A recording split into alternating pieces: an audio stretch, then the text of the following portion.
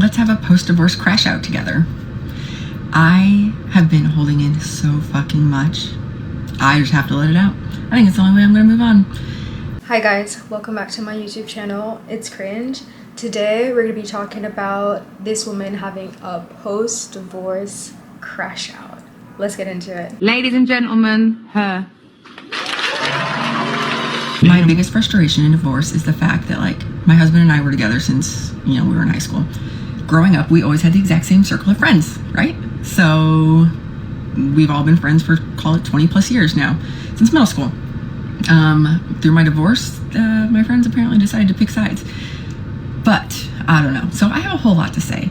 I've thrown a lot of baby showers, diaper parties, wedding showers, been in multiple weddings and everything else. But yet they all seem to have forgotten that I did a lot for them. And I'm not doing this to gain praise. I'm doing this because I just want to know what the fuck I did. So I don't think I did anything. I'm going to be honest. But here's where we're going to crash out. Let's just let it all out. Let everyone know how I really feel. We'll start with Big Nick, right? Hey, Big Nick, don't forget, you would be still in a trailer factory working a dead-end job, busting your ass all day, every day, and hating your life if it wasn't for me giving you a job. Just remember, you would not be part owner or whatever you and Scott have planned together without me. I'm the one that recommended you. I'm the one that spoke so highly of you that he gave you the opportunity. You started out as part-time, now you're full-time. I love that for you. I love that for your family.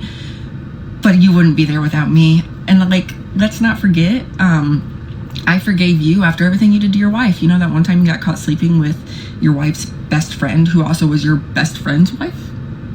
Funny how that works. You just forgot about it. But I didn't. I sure as hell didn't. And then let's move on to his wife, Taylor. Taylor, you've always been kind of a bitch. I think you've always been kind of like, from my understanding, according to your husband, is a little jealous of me for whatever reason, just because your husband was like one of my best friends. And I don't get why, but like, you always gave this mean girl mentality and I just wasn't here for it. Did we have fun together sometimes? Yeah, absolutely. But like, I don't know. That's all I really have to say about you. I don't have a whole lot of beef with you. I'm going to be brutally honest. It's more so of, you completely, like, the two of you have completely abandoned me. Haven't heard word from you in over a year. And it's not a bad thing necessarily, but it sucks. How could she expect more from these types of people? You know what I mean?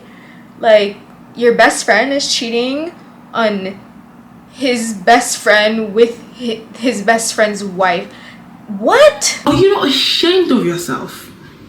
Are you not embarrassed? This is really embarrassing. Sounds like she did some stuff. She was partaking in a situation where she felt like she shouldn't have been, and she didn't really like the people and the way they were moving, but still she was there. She did something. She chose to be a part of that situation. So then we're gonna move on to our good friend Tisha. Tisha, fuck you for encouraging me to have an affair while I was going through some of the deepest, darkest points of my life. Well, just as I thought. Just because you were having an affair for 10 years with a married man doesn't mean that you should encourage other people to do the same. You are an evil person. I will stand my ground on that. You are not mentally right. And I really don't want you around my kids, to be honest, because I do not want that around my kids. And the fact that my ex-husband hangs out with you, knowing that A, you had an affair for 10 years on your husband, who is his best friend, and B, knowing that you encouraged me to have an affair. I showed him the text. He knows. He's not blind. Like, he knows. You guys are swingers. They're swingers, but now she's mad because she just started and she doesn't know how to keep her cool and just relax. That sounds so bad, but I bet she filed for a divorce. It's what it's giving. It's giving she filed for a divorce and everybody else is just happy in their shit. Like, their shit smells good as far as they're concerned. I don't think this is how a traditional marriages are supposed to function. And so she's not having the typical, I think, experience. I feel like usually when women and men go through a divorce, the woman is more likely to like have a support system, and like oftentimes men can feel really alone and isolated. And this is not what she's experienced. It's not funny, but I feel like she had a role to play. And to JT, your husband, I don't have a whole lot to say about JT. For the two of you, I hosted diaper showers, birthday parties. How many times did I come with a birthday cake? How many times did I come over for holidays and everything else? And it was all because of me. Like, Nick didn't do shit. It was on me. But you guys seem to have forgotten that. JT, I do hope the best for you. I think you're ridiculously stupid for staying with your wife. I'm going to be honest. If you want to be mistreated your whole life, that's on you. And I really do hope she gets the help she deserves. Or I don't really know that she deserves it. I'm going to be honest. But I really do hope she gets help because I feel bad for those boys. They're going to be mentally fucked up too. Oh. And your boys are so sweet. And I do miss the hell out of them every single day. Ooh. But again, I know you guys hate me, which is fine because I outed your wife's affair and you didn't want anyone to know about it. But someone had to tell you. And then we're going to move on to Austin and Melissa. Again, I babysat your kids, or your child, one kid. I hosted diaper parties, baby showers, everything you guys ever needed. I was there, which you guys didn't need much, and I'm thankful for that. Like, you guys were super great friends. Melissa, I ran into you the other day and you acted like you didn't even know me. That was great. Love that for me. Especially because I considered you like one of the most realest people in our friend group. It really hurt. It sucked, but it is what it is. Austin, we've been friends since middle school. I don't guarantee we haven't always been like the closest per se, but we've been friends for a long time. And the fact that I haven't heard from you since the one day you said like something along the lines of, I don't even remember what it was at this point. But, and then when Nick came to get his stuff and he brought an officer and everything because he's over dramatic. Police! Police! Help! Police! Help! Police! Help! Yeah, you were there and it sucked because not once did you reach out to me and say anything. Not once at all. Oh, moving back to Nick Hughes, or Big Nick, I should say. Fuck you for knowing everything you knew. That one just sits hard in my chest, especially considering the fact that you were literally my best friend. Everybody thought for sure it was going to be you and I that ended up together, like since middle school. I mean, they called us the husband and wife in French class for a reason. What did I say? I said they're swingers. They're swingers. It's been a fantasy land since middle school. Hey, hold on, this shit ain't funny. It ain't funny, but it is. Girl, everything would have been fine if she just not filed divorce and just carried on like usual, and that's not helpful to say and perhaps toxic, but that's the only solution because now she's an outsider. She feels ostracized from this community, and in some way, whether the community is good or bad from like an outside perspective, people there still feel like this is a thing that is good and positive. And now that she's ostracized, she feels like, you know, she shouldn't be ostracized. It's her husband that should be ostracized. But you never know the way how the community may go. Yeah, so moral of the story is fuck everybody. I don't know what I did to deserve any of this, and fuck my husband for having an affair.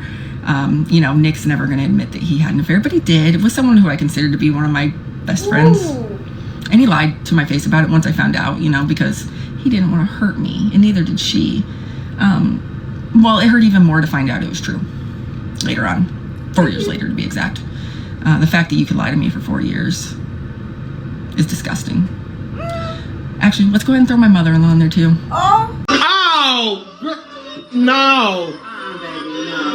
No! And my nieces, or technically Nick's nieces and Nick's mom. Everything that was ever done for you guys, all the housework and everything we did, all the car parts we helped with, all the everything, all the money we've given you guys over the years, wasn't because of Nick. It wasn't because of Nick at all. It was because of me. You're welcome. I advocated for all you guys. I went to all your events that I could. I was there for you guys through everything. How many gymnastics meets was Nick at? How many volleyball games was Nick at? How many times did Nick go watch you cheer? None. But I was there. I was always there cheering you on. Even when I found out that those lovely nieces of mine were the one feeding my child vapes and everything else. Vapes, weed, everything. I was still there for you guys. I was still nice to you guys. But instead, you guys act like you don't even know me anymore. And it sucks. And you act like my kids don't even know you anymore. Like, that's sad. You guys have grown up as cousins, for Christ's sakes. Like, come on. I don't want to be rude, but be fucking for real. And then, let's go back to my lovely husband. We're going back a lot today, because we have a whole lot to say. How do you raise a child for 16 years and then abandon him like you never even knew him? How do you do that? You raised him since he was roughly a year old, and now you act like he's never been a part of your life. Didn't even tell him happy birthday. Nothing. That's shitty. Like, that's really shitty. You have become someone that I don't even know. Like, it's honestly disgusting. And don't get me wrong, to everybody watching this, I fucked up in my marriage too. Again, I just admitted I had an affair. My husband had an affair first, but it's not a pissing contest. We both had affairs. We both fucked up in our marriage. I regret every single second of mine. I have a lot of regrets in life, but I'm working through those. But to all my friends who I've been calling my friends for the past 15, 20 years, fuck you guys. I haven't heard from any of you guys in over a year, year and a half. Every time you see me in public, you act like you don't even know me, and you don't even know my kids. And it's disgusting. And the fact that you keep Nick in your life after knowing everything is even more disgusting to me. Huh? What you say, honey? I don't hear you, sweetie. Like, I don't even have words for it. I hope you all the best. I really do. I hope all your kids the best, because your kids are still like number one priority in my life, even though it's from afar. But the rest of you, I kind of hope you burn in hell. Okay, that might be a little harsh. I kind of hope you have a rough life. I don't want anybody dead, but I hope you have a rough life. Okay, bye. Ooh. Sounds like it was pretty toxic for everyone. And then now she's trying to blame them for the toxicity because she can no longer be a part of the toxicity since they're divorced. And she doesn't think her ex-friends are even qualified to be great parents. And then she questioned why her ex-husband doesn't reach out to their child that they were parenting for so many years to say happy birthday when she doesn't even like this man. It's just make it very black and white. You don't want to be with them. This is not their child. Just to prevent anything, they just cut it off. Okay? No communication with you guys at all. You're here talking smack about his mom, his nieces. Come on. Like, what do you think is gonna be happening here? But I get it. Like, when you're going through a difficult time, it can feel as if, the people that you've known for a long time should be there for you, your support system. They should be able to understand how valuable and much of an asset you are to the family. But sometimes you have to really think about how people tell stories when you're not in front of them. Maybe she doesn't really know what's being said about her truthfully because everyone's talking behind her back. And clearly she's crashing the hell out. She made a part 2 kind of following up on what happened. Let's get into it. Well, that was a freaking pleasant surprise to wake up to this morning. Thank you for all the support and the kind words and even like the hard words. I don't expect support from everybody. I'm not really looking for support. That's not at all what I was doing. I was looking more for just a way to get the pressure off my chest and to communicate. I kind of use TikTok as like my personal diary, if that makes sense. Or maybe like some people call it like a FaceTime with a bestie kind of thing. But either way, never in a million years did I think that this was gonna blow up the way it did, and I'm super thankful. One thing I am really sad about though is how many of us resonate with this. Like, you guys, we have all got to be fucking better human beings, please. Like, clearly we all suck and we need to do better. But also, one thing I want to make very clear. I wish no harm on any of these people involved. I wish them the best in life. I hope nothing but the best for their kids, especially. Like, the kids are always going to be first and foremost, in my opinion, because kids don't really get a say in anything. And then also, I want to make sure that you guys don't go try and find these people. Like, did they do wrong to me personally? Yes. But that doesn't mean we need to go hunt them down and freaking egg their house or whatever people do anymore. Like, that's not cool. I'm the kind of person that like, if I still see somebody I genuinely don't like, I will just walk by, say, hey, how's it going? And then just keep walking. I don't wish anybody harm. I don't hate anybody. Hate's a very strong word, and I can genuinely say I do not hate one person in this world. It was just a post. It was Sunday right after church. My chest was heavy as we were talking about change and relationships and some other things, and I just freaking blew a gasket, I guess. God, bro. Moral of the story is, be better friends. Let's all do better. Hold yourself accountable. And please don't go looking for these people. It's true.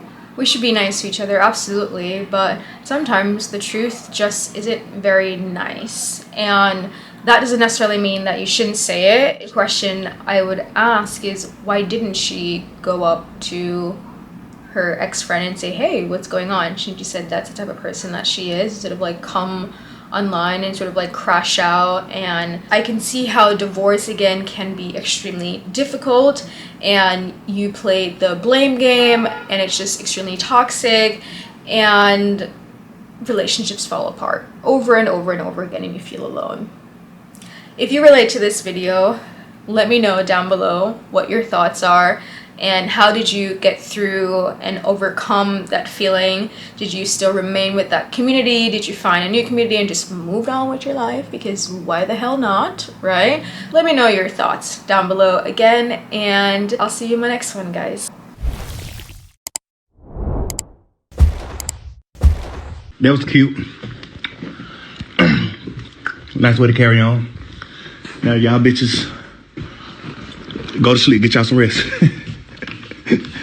Go to sleep.